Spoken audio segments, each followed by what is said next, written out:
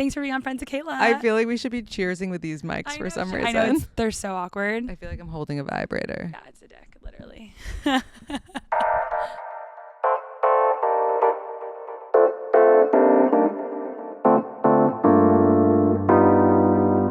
Linz. Hey, Kayla. It's so funny to see you here. I'm so happy to be here. I can't believe we're on the other side of this. This is full circle moment. Totally. I love it. Mom's late night out. Mom's The late Monday night out. It's dark out. It's dark. Is Zachy in bed? Zachy's in bed. I put him down at 7. So he's been asleep for a little while. He's been sleeping. He's dreaming. Mom right had now. PTO. Ready to go? Mm-hmm. Okay, good. Well, I'm glad you're here. And I want to start by how we know each other. Obviously, I slid into your DMs 3 years ago. The rest is history. Did you end up pulling up the DM? Because I'm so curious. I did. I do have the DM. Okay. I want to have Anthony insert it here. Okay. But essentially, I reached out to you and I said, hey, Linz, like, I'm Kayla Shrivestein. I work at Salesforce, like, super professional Instagram DM. And at the time, I was just feeling so lost in my career and had been following you as a then 25-year-old. And I, delusionally thought, oh, maybe Lindsey Metselaar doesn't have a manager. I can manage her or do some like influencer marketing or management in my delusional thought process. So that's why I reached out, gave you my LinkedIn, and then you responded, I think, the next day, and we're like, yeah, would love to grab a coffee. And I was so excited. And we got coffee at Daily Provisions. Yes, I'll never forget. Wait, did you message my personal or we met at Acme? Your personal. Okay, so that is Was that very a differentiator? smart. Okay. Yes, a Okay. differentiator for sure. Okay. Yeah, I wonder if there was anything else that stood out to you and why you responded to me. I think you did seem professional and normal. Why do I feel like you even said like I'm a normal, like nice Jewish girl in the I think I message? did say, I was like, you know what it was? I referred to my previous crazy DMs to you of like, this boy's doing X, Y, and Z. Like, what's your advice? And I was like, talking about my ex-boyfriend who wasn't Jewish at the time and was saying how I wanted to date a Jewish boy. And I think I said like, haha, looking at these messages above, it's so funny. I'm just a normal Jewish girl in the city, like, and have looked up to you and things like that. It's an intuition thing also. I was like, this girl is cool and normal and she's leading with her professional stuff. Not like, oh my God, like I would love to work for you. Like, and no background of what you're doing, Yeah. Well, that's good to know because that's what I tried to convey was like, I have good shit going on, but I'm looking to do other things and like would love to just like chat with you. Yeah. And then we got a coffee, although you don't drink coffee. I was like, do you want to grab a coffee? You're like, I don't drink coffee. But I was like, what about a matcha? You're like, no, not even a matcha. I was like, okay, we'll get a water, Diet Coke. We made it work. We made it work.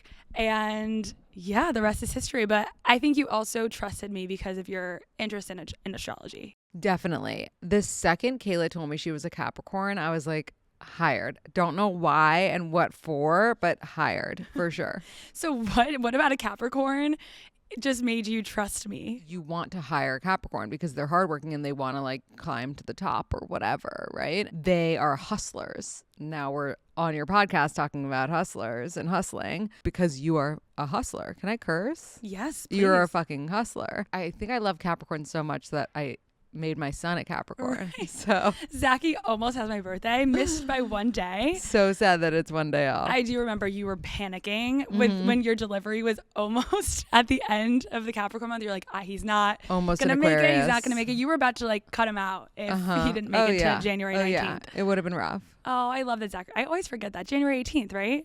January 18th. Yeah. Oh, coming up on 1 year. Mm-hmm. Yeah, we have so much to talk about. Crazy. Like, it's just been so fun too. Like since running your events, seeing how you've changed as a person because I was following you from the get-go of when you were going through, the trials and tribulations of dating in New York. You'd become sober. I feel like you met the boyfriend before Steven. No, I didn't. Oh, you didn't? I did it. Okay, so this was 2021. Okay. So you'd met Steven right. So we were like together already. 7 months before. Mm-hmm, Yeah. So much has changed in the last 4 years. Yeah. And we met at Acme. Your whole brand is still evolving and changing. So that's why I was like, I have to have Lindsey on and talk to you because you are one of the biggest hustlers I know.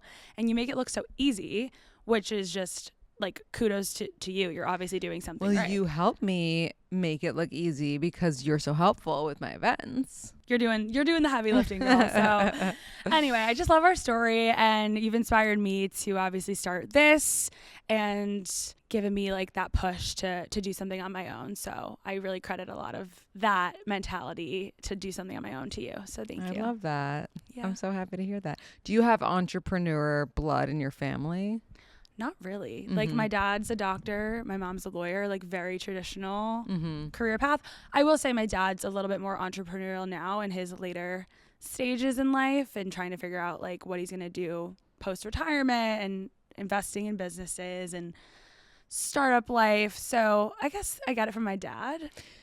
Were your parents ever upset that you and Andrew didn't become doctors and lawyers? Surprisingly, no. I think my dad was just like, oh God, she can never be a doctor. As bad as that is. Like, he's like, she doesn't have it. School was never really, like, I was a great student. I was always like a little above average. Andrew was always like 4.0. Smart student. He's, you know, the econ major, the investment banker, very like straight A type of guy. Like I was the social one. Like I was the fun one that also was like kind of smart. Yeah. So we're instilling that into what I do now, which I love it. You know, more of the salesy side of things. So it's been fun. Anyway, so you've had a lot going on. You almost have a 1-year-old. Crazy. How does it feel to be a mom that's still a dating influencer, but is also stepping into, I guess we could call it the mommy blogging space? What would you say? I would say just like the motherhood space. The term mommy blogger. I'm so sorry to use that term. No, it's like the same as influencer. They both just sound like, ooh, you know, and I wish they didn't. But I look at a mommy blogger and I'm like, this is someone who's coming from a place of like, I know because like, you know, this is what you do with your kids and this is how you raise your kids and this is how you do. And I have no clue. Like I've just begun my journey. And even 5 years down the line, I'm not going to tell people how to raise their kids. And so it's more just like a mom trying to figure out the space of motherhood. Yeah. And then the dating stuff. And it's funny that you bring it up because just today I was working on a treatment for an app that I'm partnering with and they like wanted me to make an account for the ad. And I'm like, wait, I can't put myself in the dating pool. Although Steven would probably be like, yeah, it's all good. Yeah. I mean, if we're go out there, girl, you know, get that bag. But yeah. It's funny because things like that come up. You know, a lot of people who want to partner with dating related accounts, like they are dating apps or they are single forward things. And that's another reason why I'm so glad to have you doing the events because like I need someone who knows what's going on in the single world and what people are interested in, like cold plunges, apparently. Yes, I was going to say like dating culture has changed so much. I think just even in the last year, I was at Othership last night, which I've told you about many times now, where we do need to throw an event there at some point. I mean, let's keep mentioning it so they sponsor the pod. Exactly. That would be the goal because I've been going there religiously now once or twice a month. It's truly the new way of dating. Like sober, curious people that want to live a healthy lifestyle and are very into wellness are meeting in the saunas and meeting at the cold plunge, which is uncomfortable and bizarre, I guess, for some people, but I fucking love it. And you're also meeting people that are in that same wavelength. And that's like who I want to be with right now is someone that really values like health and wellness because that's something that I really value.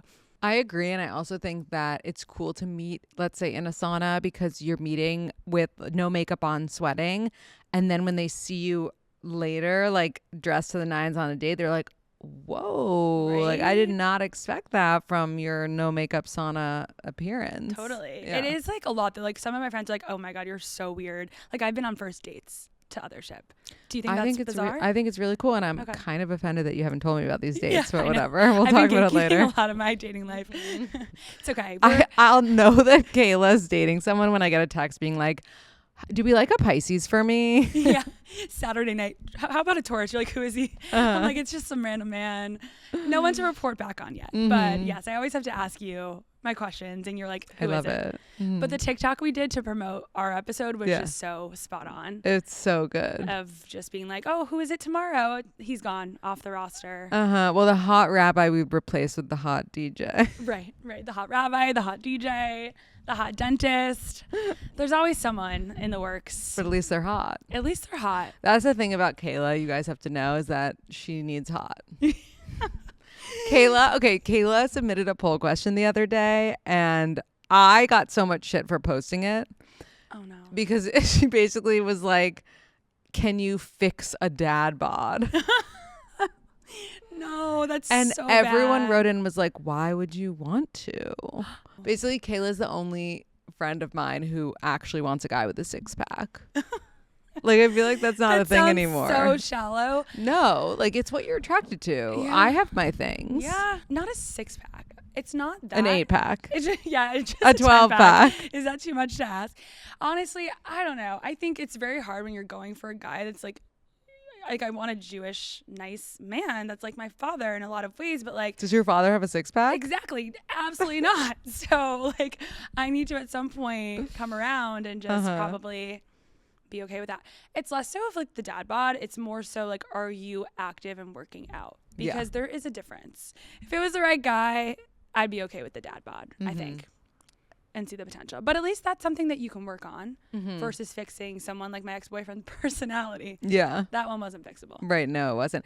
But the thing with the dad bod thing is like, if you, and this is why I really push my rules, because if you fall in love with a guy's personality and then he takes off his shirt, but like you're already 6 dates in and he doesn't have a dad bod, you're like, okay, you know? Yeah. But like if you see that if you see that dad bod right away, you might be like, oh no, I'm not interested in him. I don't even know him, you know, whatever. So it doesn't matter. Well, that's the thing with this guy. Like he is amazing, actually. Like he's great. I just think, yeah, there are some little things that I'm like, I'm not really sure, but I'm also moving to Miami. So we want to like explore other territory. Well, I'll right tell now. you one thing. No one in Miami has a dad bod. Exactly. Everyone's outside. You have to look good in Miami. So we'll see where it takes me. But that's funny. I'm so sorry for getting all that shit on the dad bod comment.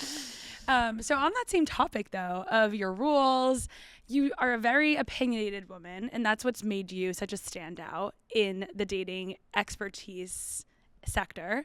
Are there any rules of yours that you'd look back on now, having done this for 7-8 years? I actually said this recently. I don't think you need to get like a confirmation the day of the date by 2 p.m. That was a hard and fast rule that I've stepped away from, because sometimes the date is confirmed. If it's been confirmed with a time and place, it's confirmed. And if you're like, is this date happening? Then just text them, see you tonight, ! That's fine. Other rules, honestly, I don't take any back, because it's always been take what works for you and leave the rest. So some people will follow certain rules and not others, and that's up to them to decide. And I don't want to take any away, because if someone wants to follow all the rules, then they should. I like that. You stand by the rules. I stand by them. I respect that. You know, on that same sentiment, like when it comes to some of the advice that you're giving nowadays, I feel like in the past, obviously, it was totally like dating focus. Has the advice that you're giving your followers and your community changed drastically since having a baby? My advice has changed based on the different guys that I've been with in a lot of ways. Not that I'm easily influenced by them, but for example, when I was in a not so great relationship, my advice was reflected by that not so great relationship. And I feel like a lot of people can relate to this, because like when you're in a relationship, you know, for example, when you were in a past relationship that you tried to make work, you would have said to me, no, it's okay to get back with an ex, you know, because that's what you were doing, right? When I was in a not great relationship, I remember I would say things like, it's okay if he doesn't want to go to all of your family events, because he wasn't going to all my family events. Or it's okay if he goes out and parties until 3 a.m. as long as, you know, but because that's what I was dealing with. Whereas now with Steven, I don't feel like I have to make any sort of excuses. And my advice is more like, don't settle and don't accept these things that are not fair to you. And I feel really grateful to have met him and to be in a place where I can give advice that I actually really believe in and support, versus me making excuses because I was in not as great relationships before. Yeah, it's so crazy like thinking about pre-Steven, because a lot of us that have been following you from the beginning, like I remember when you were 29 and had broken up with the ex before Steven, I think all of your followers are like, holy shit, like this girl has prided herself on her dating advice and now she's 29 and single. Like, what are we going to do? What is Lindsey going to do? Like, and that for you must have been so much pressure in the moment, right? It was crazy. Also, looking back, I'm like 29 is so young and that wasn't a big deal. But in the moment, I was like, oh my God, this is crazy. I'm not going to lie, there was a part of me that was like, this is really good for my brand. And it's crazy because when you go through something dating wise and you're in the dating world, it is good for you because people go through breakups, you know? So people were all of a sudden like, oh my God, she's going through a breakup. I'm going through a breakup, you know, this and that. And I think it's not like I broke up with him for, you know, likes and comments and views. But I think that was also something that made me not so scared to take that step because I was like, I need to know what's best for me and this isn't cutting it. So me doing this is actually a really good role model to my followers who might be staying in that relationship that doesn't serve them. Well, I'm about to be single at 29. So what advice do you have for a 29-year-old Capricorn? I am so excited for you to be single at 29 because you are walking into this era of truly knowing yourself, following your dreams. Your Saturn return is starting to end, which means like you're a transformed person. And when you came on We Met at Acme, I was so excited to hear you talk about like this new era of how you're dating and how you're looking at things and knowing your worth. And I feel like I was also able to see you blossom through these years. And I know you're ready and not going to settle and like going to find what you want and deserve. And I love this like Miami moment for you, just doing different things that you're excited about. Like, I think that's so cool. Thank you. Yeah. And putting yourself out there. Yeah. You really are. Yeah. I think, like we've talked about it on your episode or on We Met at Acme recently, but it's just that mind shift of finally like focusing on myself and doing what makes me happy and feeling like I'm the best version of myself before I step into that like potential serious relationship, because one day it's going to happen and then it's over. Exactly. Like you're not single. You'll never get to experience being single again. I know. It is scary. Yeah. Oh, I remember my thought from before. So when I had just broken up with that person, it was like a month and a half later. And I went to Acme. Like it was like a run-in with Steven at that time, who we had already gone on like 2 dates. And no one knew that I was not in my last relationship anymore because I hadn't done an episode on it and I wasn't really ready to speak about it. And I remember Steven grabbed me at the club and was making out with me. And a bunch of We Met at Acme fans were there that night and they had already come up to me and said hello.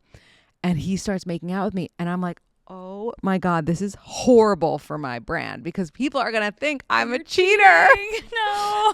People are going to think I'm out here cheating on like my long-term boyfriend because they don't know that I'm single. Oh, no. And I was like, I'm pretty sure I released the episode like the next day because I was like, so, I was like, it's gotta go. It's gotta go. Do people ever like call you out on things like that? Like if you're out and about and people see you, like, did you get DMs after the night being like, what the fuck were you doing? Like people are ruthless. I got a DM being like, I saw you making out last night.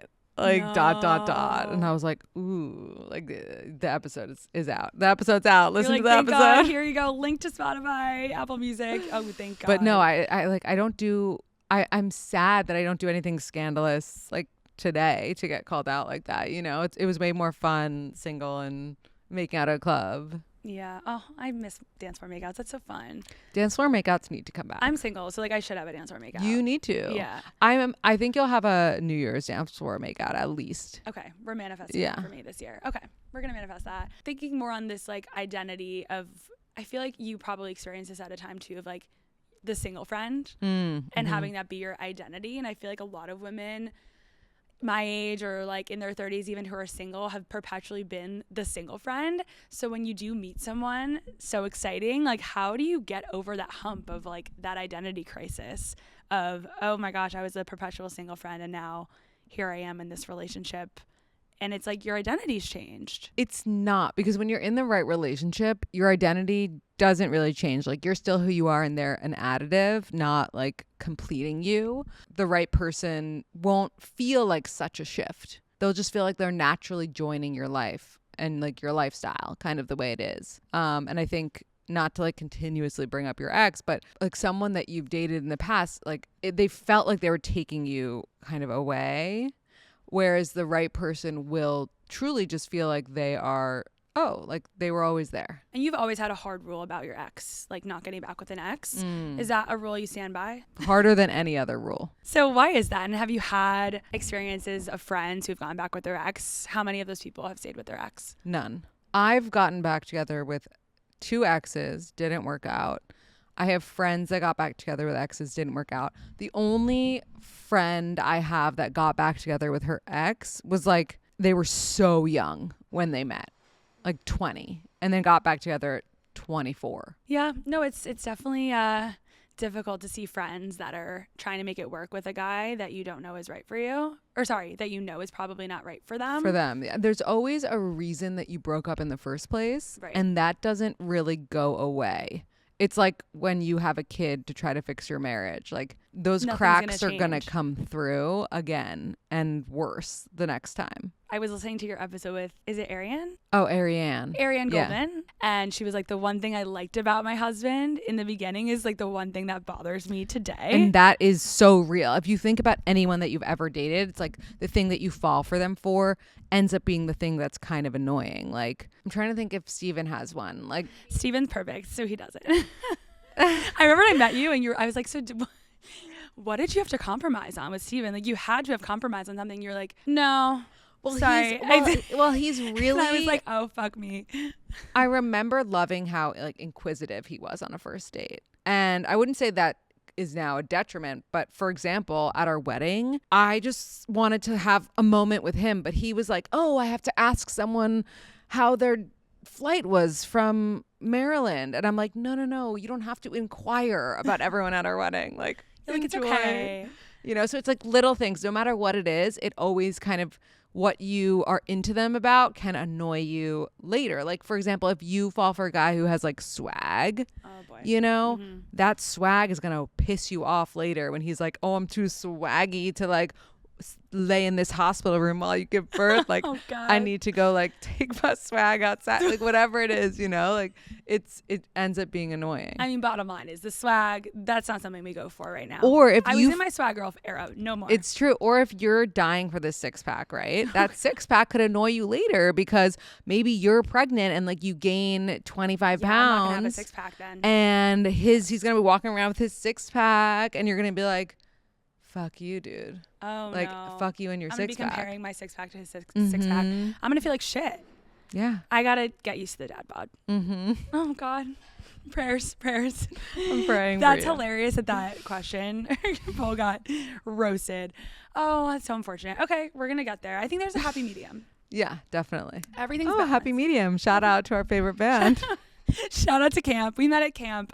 Should we bring back camp? Those were the days. Michelle would love that. Shout out to Michelle. We might need to bring back camp. We do have a or really she would fun, hate it. Camp was a lot. No. Loved camp. Oh, Michelle would hate it because she has to do all the work. Yeah, Michelle. Michelle get all the men. Michelle went to bat for us. She did. She always does. Always does. Shout out Michelle. You were amazing in planning camp. A real one. So many great events that we've done together. I feel like just with the era that you're in and things evolving and changing, like we've gotten to a point where, yes, I've been single. I also had a boyfriend during these events and now I'm single again. But there's only so many single guy friends I can harass to come to a dating event. That's true. And men are just so hesitant to come to dating events. What I think we should do next is a charity event. Because I think guys are way more willing to come to an event that isn't necessarily labeled singles event or even just like a dinner, but there's a cause and underlying meaning behind it. And then it's not so out there as in like this is going to be a cringy potential social event. I agree with that. It sucks, but guys like will not go to something that is labeled dating event or mixer event unless they are forced to by you or me. They will go to something that's like Victoria's Secret fashion show event or charity, probably. Or for charity, yeah. Yeah, exactly. So I'm excited to do like a potential charity event in the spring. I think that should be on the horizon for us. We are having a walking event January 4th in Miami. Yes, come through, people. So that's going to be really fun. We'll have some cold plunges there, hopefully. Definitely. Some sunscreen, some really great healthy food and mingling. Giveaways. Some giveaways. Free trips. We have a free trip giveaway. So that's really exciting. So we'll need some men, we'll need some girls to come for the fun. I want to hear more just about where you're headed right now with We Met at Acme and how things have been naturally changing with your life, you know, and how we evolve with like influencers. Like influencer culture is so new to so many of us, and we're finally seeing these people grow up. And it's just so interesting to me how your brand can just evolve with you. And has that ever like scared you, since this is your life, like this is your income? No, it's not scary, but it definitely, I feel like I'm in the minority in terms of a lot of influencers can just kind of let it go and let it happen, and just all of a sudden they're making videos of themselves setting tables and putting kids to bed. With We Met at Acme specifically, it needs to stay a dating podcast because that's what it is, and that's what people follow it for and what they want to hear. I'm going to have it stay a dating podcast while also, you know, in like incorporating my life and this and that. And part of dating is like you get married and you have kids if that's your goal, right? And so making sure that I cover that as well, but also the early stages. So just kind of running the whole gamut of dating from first meeting to marriage and kids back, you know, that's important to me. But I don't think I can just like let loose like most people whose accounts are just their name. Do you know what I'm saying? Yeah. And you have We Met at Baby. So I have We Met at Baby. So if you're a mom listening, definitely follow. And that is like a great let loose thing. Like I know whatever I post on there, moms are reading it, and maybe other curious people, but mostly moms. So there's like no pressure. And then my personal account has always just been, you know, my own self with no filter. Yeah, I love that about you is like you just don't give a fuck. Like you're up there on TikTok. What were the TikToks in the beginning? Like rule number 1, you know, why you don't get back with your ex. And then there was no rule or something. Yeah. Or it was like a joke. Or like you don't get back with them.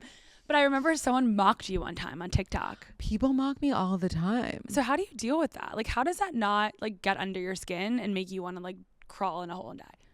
Honestly, because that's part of it. That's what you sign up for. If you're putting your stuff online, you're signing up to get made fun of. You're signing up to get trolled. TikTok, especially, and YouTube, that's like where all the trolls live. And also you never know what's going to go viral and going to rub people the wrong way. I had a video that's on Instagram right now with me and Amanda Hirsch from Not Skinny But Not Fat.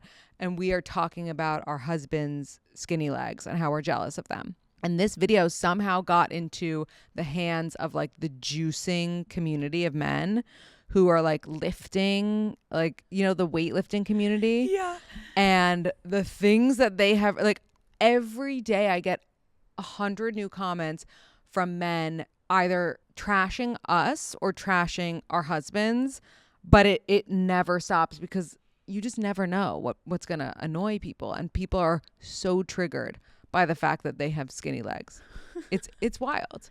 And so you just never know. And anyway, the point is like the haters are gonna hate. If you have a public profile, that's what it is. Yeah. And I think that's like scary with like putting yourself out there. But would you like with your journey, especially because you started this so young, like is there anything you would change with where it's you know gone from to today? I don't think so, honestly, because I really feel content still with the content I'm putting out there. I feel like very aligned with it. I always will love dating. And I'm still dating my husband. The other day I wrote on like an AMA question. Someone was like, blah, blah, blah, when you're dating this. And I was like, well, I'm dating a Cancer and blah, blah. And I didn't even realize I said that. I said I'm dating a Cancer instead of I'm married to a Cancer. And everyone was in my DMs like, who are you dating? And I was like, oh, no, my husband. And they were like, oh, that's so cute, dating your husband. And you were like, and I was like, oh, mistake. It was a mistake, but that's true. Yeah, I am dating my husband. And you should date your husband too. Yeah, you keep learning things. Mm-hmm. So what's your biggest advice for people that are looking to settle down and excited about the next chapter, maybe looking to have a kid? Like, what's the secret sauce to marriage now? How long have you been married? for years. It's been 3 years. Isn't that crazy?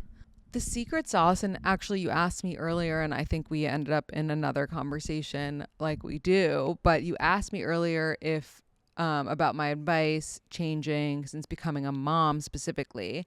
And this is about that. When I became a mom, I realized when I was dating, I never dated thinking like, would they be a good dad? And looking back, because it was so important to me to have kids, I should have thought that, because to be honest, most of the answers were no with the people I had dated.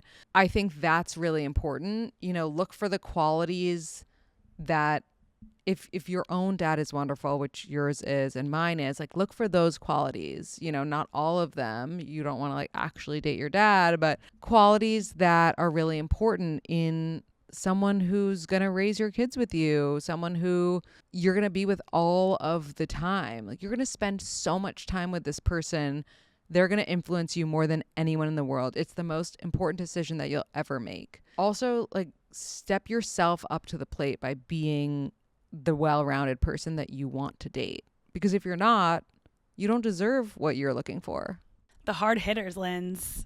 Yeah, no, listen, this one hits home for me because I've seen a friend honestly be mistreated by a guy for quite some time. And it's really hard to see a best friend dating someone that you know is just not the caliber of a person that she is. Mm-hmm. And at the end of the day, it's everyone's journey and everyone needs to figure it out for themselves. But I just hope that at some point, like, she sees in herself, like, what I see in her and what everyone else around her sees in her, because I think things don't get easier. Like, if you're having trouble a few months into a relationship or a year in, like, what's gonna happen when you have kids or like someone gets sick? How can you rely on that person if you're already having issues when it should be like the honeymoon phase and so easy? I agree, but you would be really unpleasantly surprised to know how many of your girlfriends will end up with guys who you think aren't good enough for them. It sucks. Yeah, so how do you get past that as a friend? Because I'm having a lot of trouble right now, honestly, being quiet and just like feeling okay. Because I feel like oftentimes I'm like, okay, if they do end up together, I might have to separate my friendship with my best friend from this guy and do things separately, which sucks. But like, he doesn't really make an effort with me, so why should I make an effort with him? It sucks, but it's common, and you and her will always have that bond, and you'll always be able to, you know, have a good time together. And every now and then when you're married and she's married, and let's say it's to this guy, like, you'll throw a double date in the mix and it'll be fine. But most of the enjoyment you'll get from your friendship will be your one-on-one time. I think I need to come around and accept that, because right now I'm not in the acceptance phase. I'm like, you can do better. Let's move on from him. But yeah, you're right. I think I gotta just accept it. It's also not about me. So it's her decision at the end of the day. So. Yeah, it's true. It's sad though. And you're a good friend for wanting the best for her, but it's hard. Well, Linz, what is your biggest piece of advice going into the new year for someone like myself that's pursuing what I'm passionate about, and for anyone listening that's pursuing something that they're looking to do, trying something new in a new relationship?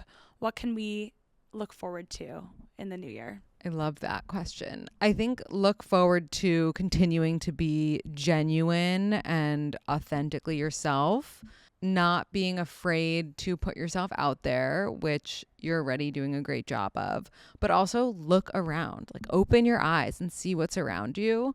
And I think so often we are looking so far ahead that we don't see it. So just don't forget to stop and look around and come to our events so that you can find your husband or wife. And cold plunge with us. Mm-hmm. I'm not. There's no way I'm getting in there. You're getting in, Linz. I can't wait to see it. You're going to be crying, and we're going to send Steven a video, and he's going to die. Oh my God. I'll die. I'm excited. Well, thanks, Linz. You're the best for coming on. You're such an inspiration, truly, and it's been the best working with you, and I can't wait for our event in January. Me and more too. to come. So much more to come.